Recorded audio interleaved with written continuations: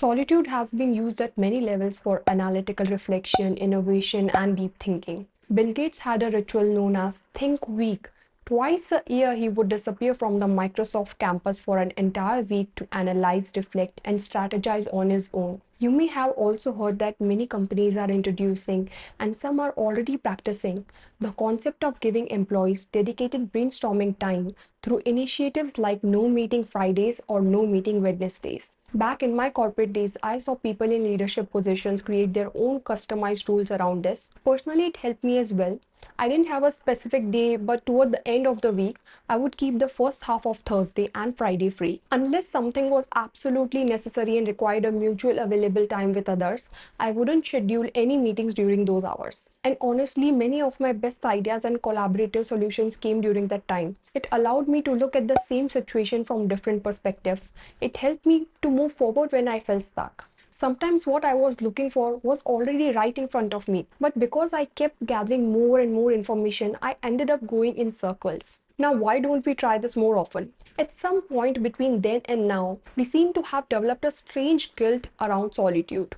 Solitude often gets mistaken for doing nothing or less. It feels uncomfortable not to keep ourselves engaged in some kind of action or activity all the time. We fill our schedules with tasks, stay busy, and feel proud of how occupied we were throughout the day. But being occupied is different from utilizing our time effectively for the things that actually need our attention. The apple falling from a tree was not a new win for Newton when he reflected on the concept that gravity is universal.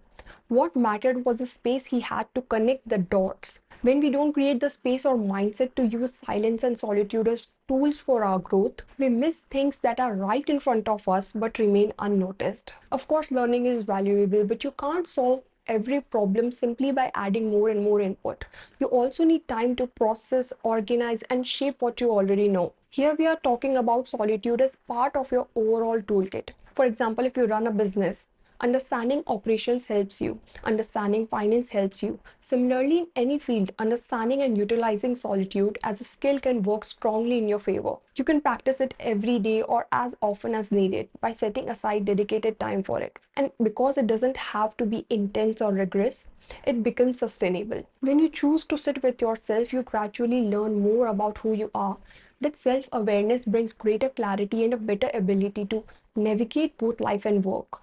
Without external input for a period of time, you can clear away unnecessary mental fog. It becomes a simple and natural way to access your creativity and inner intelligence. Try including it in your daily routine. Remove all forms of input around you. It is not really a solitude if you are sitting alone while watching TV, listening to music, or being active on your phone. Yes, you may be physically alone, but your mind is still occupied by external input in that situation. Even a few minutes of genuine solitude can be enough. You don't need all the answers during that time. Sometimes you just need the space to see things more clearly. I hope this helps you. See you in the next one.